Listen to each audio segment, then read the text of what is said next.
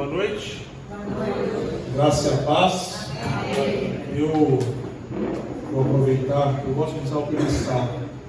Na mesa, o pastor André geralmente pede para eu não usar o pedestal. E aí, enquanto eu falo, ele fica toda hora falando para eu colocar o microfone na boca. Como é que eu mexo esse canto? Vamos lá.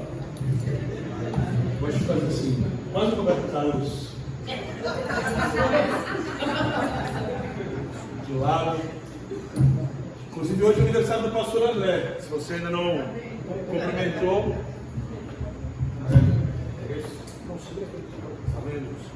eu tento fugir, mas não tem como.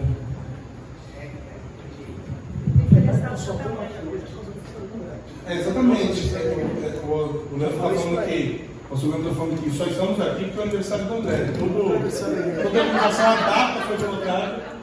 Obrigado. Vai falando dos 23 anos. É a cidade. Inclusive o pastor André. Tudo bem? Agora sim. A graça e a paz. Amém. Hoje eu participei do louvor do fundo da igreja, que dos 23 anos, eu diria que eu participei ativamente de uns 19.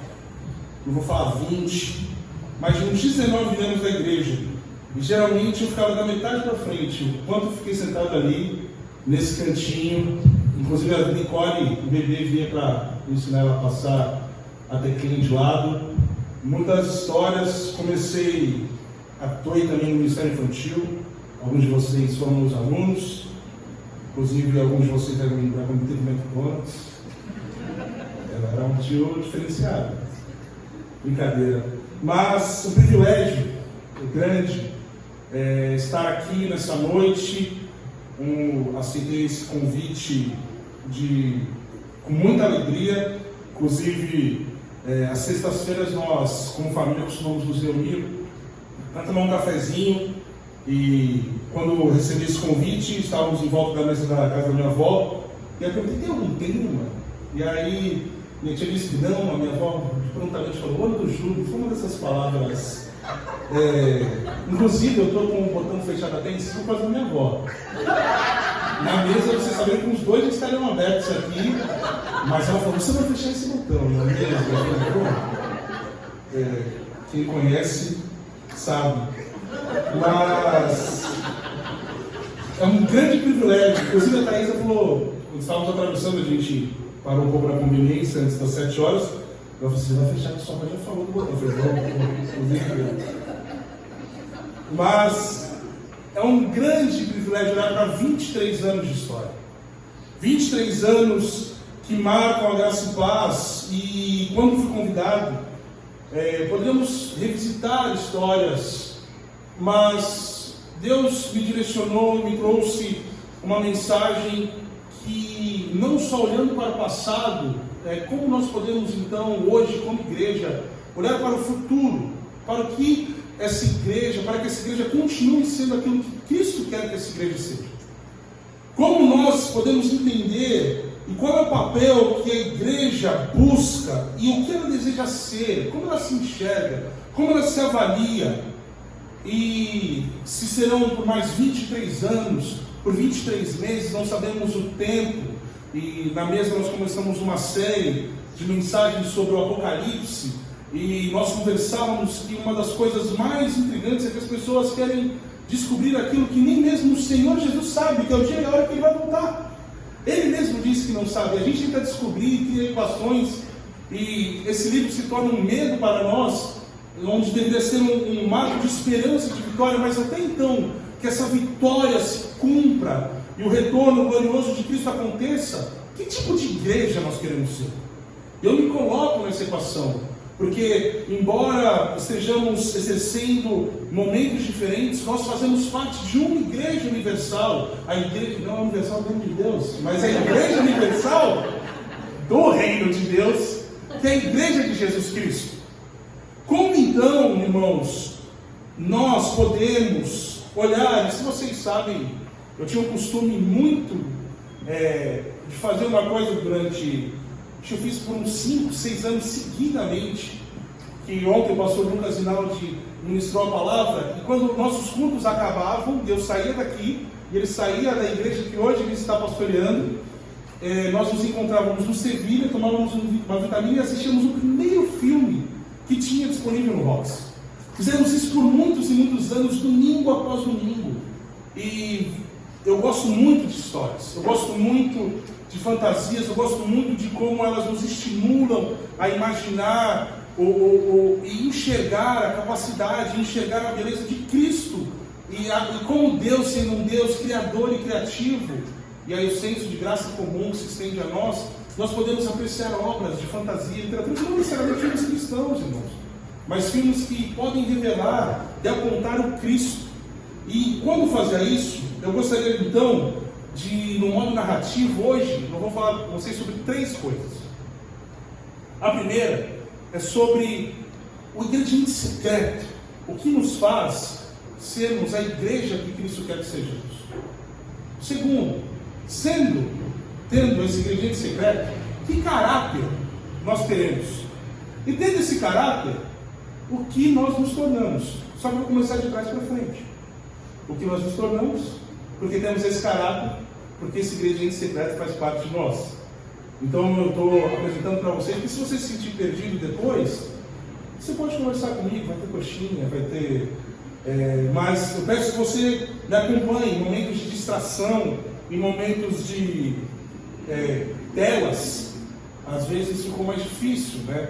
Mas, por que não seja só sobre o que eu estou falando? Se você não lembrar nada do que eu disse essa noite, pelo menos fica com o texto bíblico. Eu queria convidar você a abrir a sua Bíblia de papel, se você ainda tem, ou seu celular, ou seu aplicativo, no livro de Hebreus, no capítulo 10, versículos 19 a 25. Eu vou ler com vocês, a minha versão é a versão NVI. E diz o seguinte: portanto, irmãos, temos plena confiança para entrar no Santo dos Santos pelo sangue de Jesus, por um novo e vivo caminho que Ele nos abriu por meio do véu, isto é, do seu corpo. Temos, pois, um grande sacerdote sobre a casa de Deus. Sendo assim, aproximemo-nos de Deus com um coração sincero e com plena convicção de fé, tendo os corações aspergidos para nos purificar de uma consciência culpada e tendo os nossos corpos lavados com água pura. Apeguemo-nos com firmeza à esperança que professamos, pois aquele que prometeu é fiel, e consideremos-nos uns aos outros para incentivar-nos ao amor e às boas obras. Não deixemos de reunir-nos como igreja, segundo o costume de alguns, mas encorajemos-nos uns aos outros, ainda mais quando vocês veem que se aproxima o dia. Vamos orar? Senhor Deus Pai, obrigado, Senhor, por mais esse dia. Obrigado pelo privilégio de estarmos aqui, pelo privilégio de estarmos celebrando mais um ano que o Senhor nos acompanhou, que o Senhor se fez presente, que o Senhor nos sustentou com a sua poderosa mão. Pai, a minha oração nessa noite é que os irmãos saiam daqui com os corações transformados, com os corações inclinados à Tua verdade, à Tua palavra. Não nos deixe sair da mesma maneira como nós entramos aqui, mas nos transforma, Senhor, para que sejamos aquilo que o Senhor já sabe que um dia seremos. Esse é o meu pedido, eu oro no nome do Teu Filho amado Jesus. Amém. Como falei para vocês, o caráter vai gerar em nós uma característica do tipo de igreja que nós deveríamos ser. E aí, a Thaís até falou: por que você faz isso com você? Eu coloco, às vezes, algumas palavras difíceis, porque não o significado dela, mas como falar, a insubstituibilidade da igreja, a característica do que é insubstituível. Nós, irmãos, como igreja, precisamos ser insubstituíveis. E nós, se tivermos o caráter que devemos ter, de acordo com aquilo que precisamos ter, nós seremos sim substituíveis. Por quê? Vocês, hoje, poderiam dizer que vocês agregam a essa igreja? Ou vocês congregam essa igreja? O pastor Timothy Keller, que faleceu há pouco, ele dizia que muitas pessoas hoje só agregam nas igrejas. E agregar é como a figura de um saco de bolinha de gude. Eu não sei quantos dos jovens sabem o que é uma bolinha de gude, se vem ainda. Mas a bolinha de gude, se você tiver um saquinho delas, é um monte, mas que não se mistura, que bate uma na outra mas não se entrelaça. E essa característica, irmãos, numa cultura onde nós não queremos mais ser invasivos uns nas vidas dos outros, invasivo é diferente de inconveniente, tá? Mas onde nós não vivemos mais a vida uns dos outros, nós só estamos agregando. E existe uma diferença entre agregar e congregar. Congregar, o próprio Tim Keller define, é uma comunidade que é como se fosse um cacho de uva, onde todos estão ligados a uma mesma videira que dá vida, e esses frutos então são gerados. Então congregar, e a congregação é uma comunidade onde os aspectos da nossa vida se tocam. Nós comemos, oramos, amamos, confessamos os nossos pecados uns aos outros. E a chave para entender a comunidade cristã verdadeira está então no versículo 24 e 25, onde em português são duas palavras, mas que no original é uma só, que seria uns aos outros. Três palavras, desculpa. Uns aos outros. Mutualidade. É um cacho de uvas. Quando você vem à igreja, irmãos, é um lugar que você vem não com um propósito único de ser pastoreado ou de ser ensinado, mas segundo a palavra de Deus, que é a verdade para nós. Você vai realizar tudo isso, mas você também vai carregar o fardo do outro. Você vai chorar um com o outro. Você vai... E é interessante que muitos ministros usam esse texto de Hebreus como uma definição da nossa reunião dominical, do nosso culto. O deixar de congregar é como assim: venha para a reunião, não perca o culto. Mas a realidade é que se você estiver pensando e parar para pensar um pouquinho, você não está encorajando um ao outro sentado aqui. Você não está falando. Se você estiver falando durante o sermão, você provavelmente vai atrapalhar a pessoa que está falando. Você vai distrair. Você não vai ficar cutucando toda hora, falando, comentando, tentando encorajar aquele durante a liturgia dominical. Na liturgia, no seminário, nós estudamos a ordem do culto. Não existe um momento de encorajamento dos irmãos. Não existe. O Tarsis viveu muitos anos na presbiteriana, não tem no órgão regulador do culto. O momento do encorajamento, tem da confissão, da contrição. Vamos encorajar uns aos outros agora. Não acontece isso. É doideira.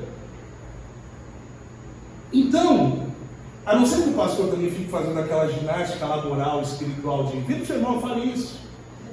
Que não é um costume, de pelo menos nos 20 anos que participei, não era um costume. Às vezes acontecia, mas não é algo comum. E nós também na mesa não costumamos fazer isso. Mas a não ser que um fique falando para o outro, vira para o seu irmão, fala isso agora. Não existe na liturgia um momento em que isso acontece. A realidade, irmãos, é que esse ajuntamento dominical, esse congregar, isso que nós estamos fazendo agora, para ter uma característica de insubstituível, ele deve ser uma resposta à realidade que a gente vive semanalmente. Pode ter complicado para alguns de vocês agora, né? Não sabem responder. Você permite que os irmãos vivam a sua vida e você vive a vida dos seus irmãos? Você recorre aos seus irmãos só para quando o calo aperta ou também para celebrar as alegrias? Você se alegra, mesmo em meio às suas lutas, com as alegrias dos seus irmãos? A característica da insubstituibilidade é sobre isso. É sobre uma resposta. O domingo só faz sentido, irmãos, se a nossa semana for uma resposta de sermos insubstituíveis uns nas vidas dos outros. Não faz sentido eu vir aqui cada domingo, ou na igreja na qual eu congrego, se não for sobre a relação. Não é sobre estruturas, paredes. E eu pensava aqui no aniversário da igreja, que era quase uma festa do México, do povo, que era tudo vermelho aqui. E engraçado que hoje esquentou, estava num casaco muito quente, 12 graus lá fora, e aqui está aqui, mas a gente já passou o aniversário quente aqui, com tudo aberto, a campanha do ar-condicionado, cada coisa, mas não é sobre isso. Nunca foi. Você pode vir à igreja, irmãos, toda semana, participar de toda a programação, e mesmo assim não obedeceram o que a palavra de Deus está mandando você fazer. É irônico, mas é real. A presença de Deus, se nós cantamos sobre a presença, se faz presente na comunidade. Você acessa a presença na presença da comunidade. Me cita, e a gente, se vocês quiserem encerrar agora o sermão, a gente pode encerrar. Me cita um fruto do Espírito que tem característica única, exclusiva, individual, que eu fecho a Bíblia, a gente ora e vai comer coxinha. Não tem. Domínio próprio, serve para mim. Serve para você não meter a mão na cara do seu irmão. Serve. Mansidão, alegria, bondade.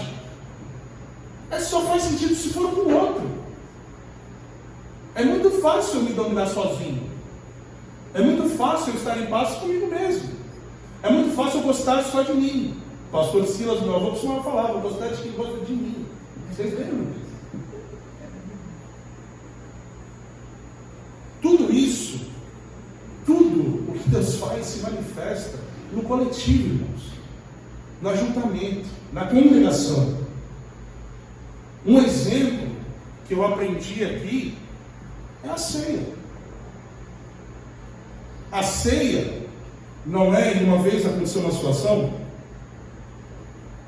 uma pessoa de uma outra igreja falou para mim que não ceiava há 6 meses.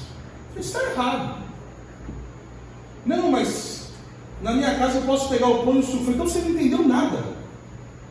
O discernir, o avaliar o homem, pois a si mesmo, não é sobre a gente avaliar se a gente é merecedor ou não. Porque se a gente for avaliar na característica do pecado, irmãos, ninguém ia tomar ceia. A Aurora ia falir, porque o que ela vende de suco de uva para a igreja não é brincadeira. Não é sobre sermos capazes ou merecedores, irmãos, mas é sobre discernirmos o corpo, sobre estarmos inseridos em uma comunidade de fé. Que se também Deus não tivesse nada para fazer com a gente, eu brinco com o pessoal da mesa, que a mesa teria a melhor localização de Santos numa igreja, em frente ao velório. A gente se convertia, morria, está tudo certo. Que economizar de carro funerário, de mulher, a gente só pegava uns 3, Mateus, que é da igreja, Robson, que são atletas, são fortes, eu pegava uns 2, mas a gente jogava lá no bebê e estava tudo certo. Não é sobre isso.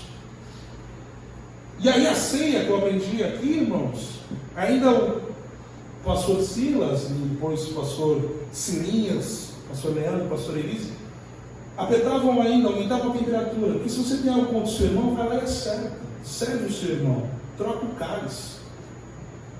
Aí você pega o seu ego, você pega as suas conjecturas, suas certezas. Se você não faz isso, você está errado.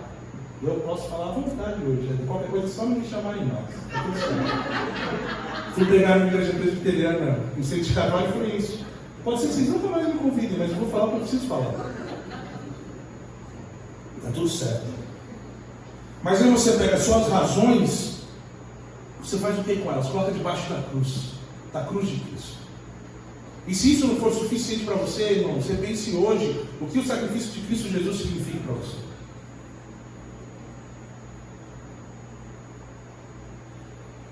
A gente precisa entender que Cristo não estabeleceu para si uma instituição, um CNPJ, uma empresa, 4 paredes. Que se fosse para fazer isso, o pastor César, da Sal da Terra de Brasília, ele falaria: Deus mandava um anjo, que ia fazer muito melhor do que qualquer um de nós. Se fosse para estabelecer funcionários de uma empresa, provavelmente muitos de nós não seriam qualificados para participar. E essa é a beleza da graça. Essa é a beleza do Evangelho. Porque não é sobre as nossas aptidões, não é sobre o nosso currículo, não é sobre onde estudamos, o que deixamos de fazer, mas é sobre o que Cristo fez. E aí isso nos deu um livre acesso. Para quê? Para que Ele constituísse essa família de gente diferente, de gente que, se não fosse pela obra de Cristo Jesus, não se conheceriam. Se não fosse a obra de Cristo Jesus, muitas das famílias que hoje foram formadas através dessa comunidade não existiriam. O Rafael e a Luísa, o Wagner e a Janaína. Nós temos exemplos. E nós vemos a continuidade nas crianças. O próprio pastor Leandro e a Carol, que se conheceram em outro ministério, porque enquanto o pastor Leandro servia aqui, ele entendeu que era o momento de Deus, veio para aquele lugar. Olha o que Deus faz na vida da gente. É isso. E não creio que Deus está preocupado em formar casalzinho. Não é sobre isso. Viram adolescentes? Nunca foi sobre isso. Mas, irmãos, nós temos a garantia da presença de Deus. Esse acesso que é pelo sangue de Cristo. E aí a gente acessa essa presença através da vida de cada um de vocês.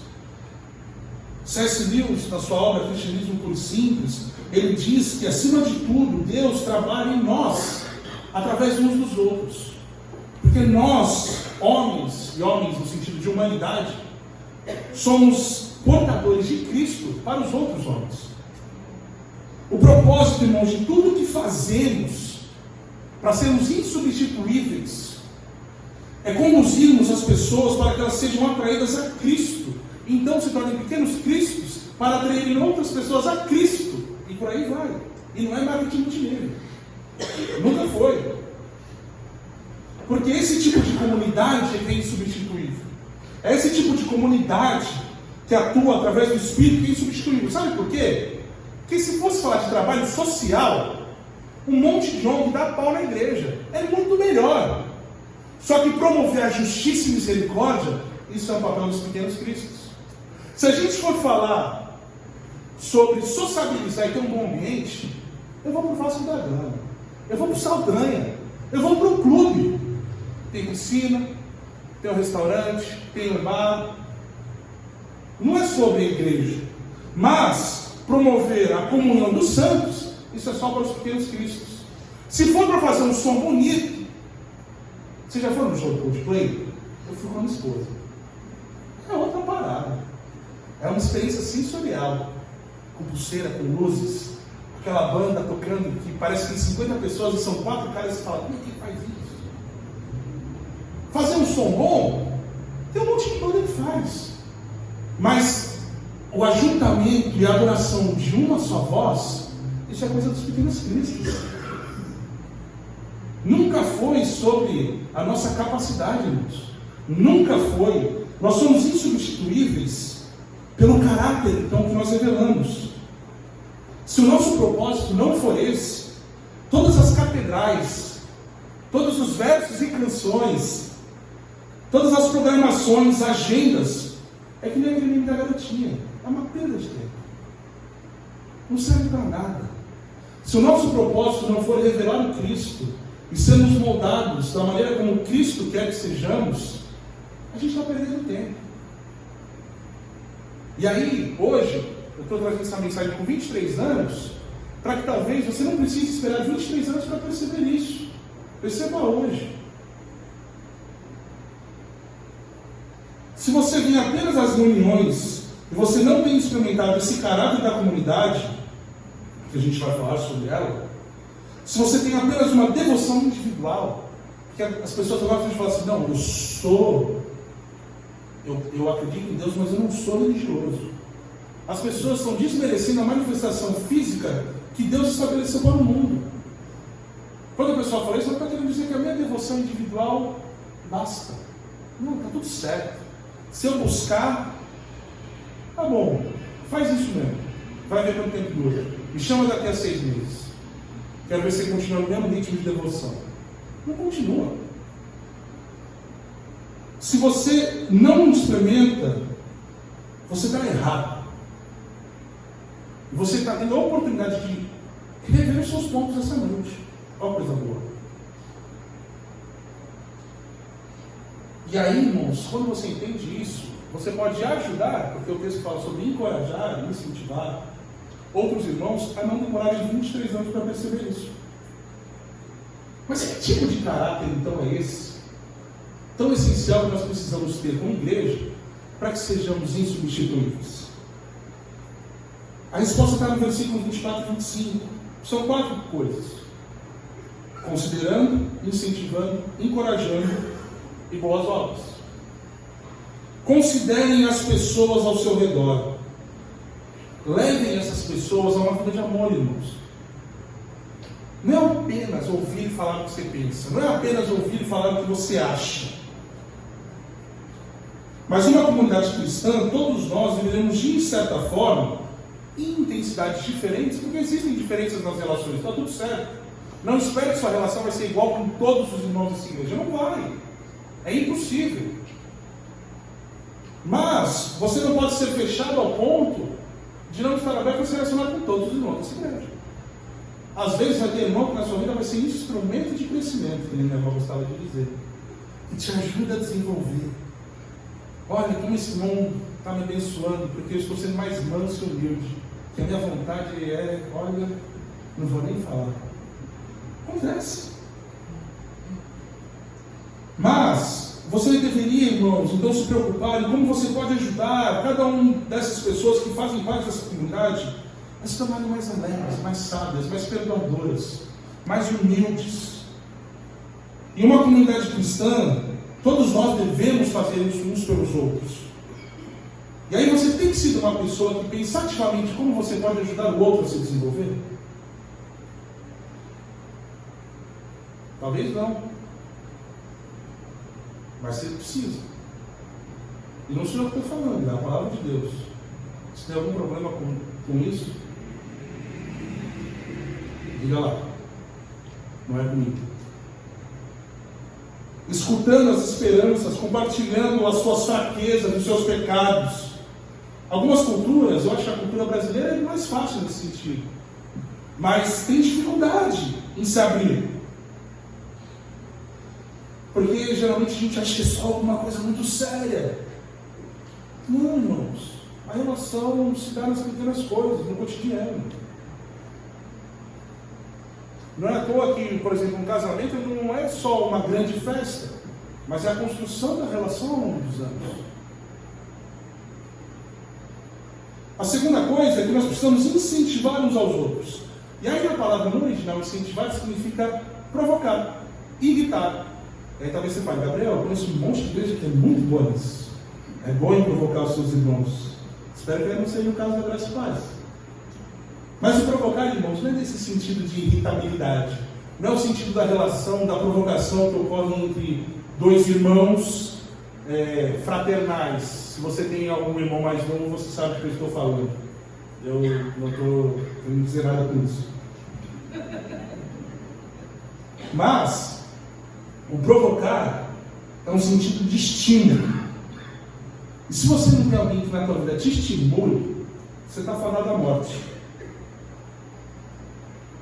Pode ser que a pessoa que vai te estimular vai ser um instrumento de crescimento, que a pastora Rosângela costumava dizer. Pode ser. Essa pessoa vai te estimular. Você realmente acredita no que a palavra de Deus diz? Você realmente acredita nesse livro, que é dado como uma revelação a nós? E se você acredita, você deve saber que os pecados e as falhas na sua vida que tem o maior perigo de destruir são aqueles que você acha que não são tão graves assim. Eles são pequenos furos nos cascos dos seus navios, dos nossos navios, que estão nos afundando. E a gente acha que não é tão sério. E aí a marca de maturidade de uma comunidade cristã é a capacidade, irmãos, de sabermos que temos pessoas que vão falar aquilo que nós precisamos ouvir, não aquilo que nós queremos ouvir. E isso é diferente. E como tem gente que se dói com isso. Irmãos, às vezes você precisa ser exortado sim. Às vezes você está fazendo besteira sim. Eu vou falar outra palavra. Você está zoado. Ah, mas foi muito duro comigo. Foi em amor. Enxerga isso como amor. De gente que não quer te ver indo mais pro bueiro, cavando mais fundo.